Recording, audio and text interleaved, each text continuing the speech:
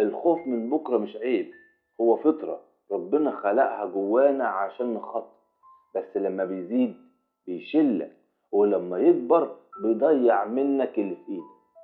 وصدقني ساعات كتير اللي بنخاف منه بيطلع أرحم من الخوف نفسه، لأن الخوف بيضخم كل حاجة، بيخلي الحفرة تبان إنها بير، والمشكلة إن هي تبان إن هي النهاية. خلي بالك إن في فرق كبير بين الحذر والتفكير الزايد.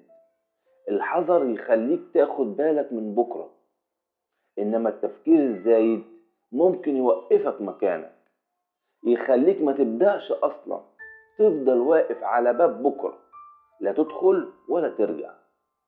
طب هنعمل إيه؟ نواجه ولا نهرب؟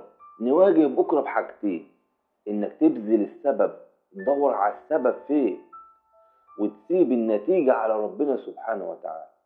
خد بالأسباب واشتغل وفكر وادرس، بس ما تعيش جوه الخوف، لأن اللي هيعيش جواه هيبتلعه وكل يوم يضيع منه حتة.